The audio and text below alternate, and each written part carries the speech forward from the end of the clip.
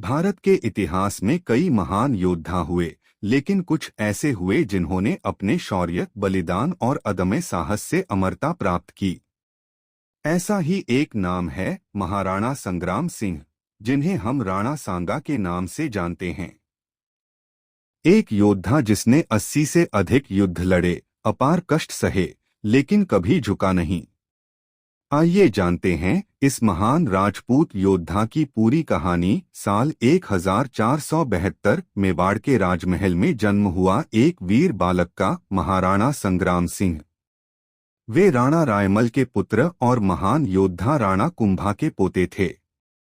बचपन से ही वे युद्धकला और शासन की शिक्षा ले रहे थे, लेकिन मेवाड़ की सत्ता पर संकट था। राजगद्दी के लिए भाइयों में संघर्ष चल रहा था। गद्दी के संघर्ष में राणा सांगा को भी गंभीर चुनौतियों का सामना करना पड़ा, लेकिन अंततः 1508 में वे मेवाड़ के शासक बने। इसके बाद उन्होंने अपने जीवन का हर क्षण मेवाड़ की रक्षा और विस्तार के लिए समर्पित कर दिया। राजा बनते ही राणा सांगा ने मेवाड़ को एक शक्तिशाली राज्य बनाने के लिए कई युद्ध लड़े। उन्होंने मालवा, गुजरात और दिल्ली के सुल्तानों को चुनौती दी और अपार विजय प्राप्त की। दिल्ली के सुल्तान इब्राहिम लोदी से हुए खतौली 1517 और धौलपुर 1519 के युद्धों में राणा सांगा ने जबरदस्त जीत दर्ज की। इन जीतों ने उनकी ताकत को और बढ़ाया और वे पूरे उत्तर भारत में शक्तिशाली योद्धा के रूप में प्रसिद्ध हुए। लेकिन असली परीक्षा तब आई जब मुगल शासक बाबर भारत आया। 1527 में खानवा के मैदान में राणा सांगा और बाबर की सेना के बीच भीषण युद्ध हुआ।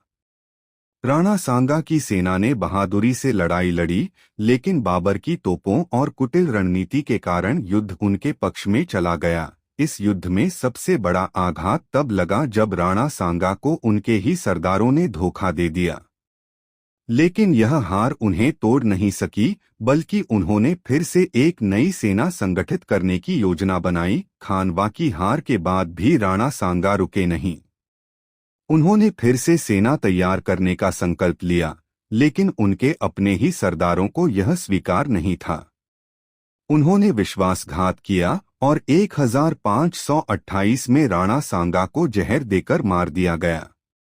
राणा सांगा केवल एक नाम नहीं, बल्कि साहस, बलिदान और निष्ठा का प्रतीक हैं। उनका जीवन हमें सिखाता है कि सच्चे योद्धा कभी हार नहीं मानते। वे एक ऐसे राजा थे जिन्होंने अपार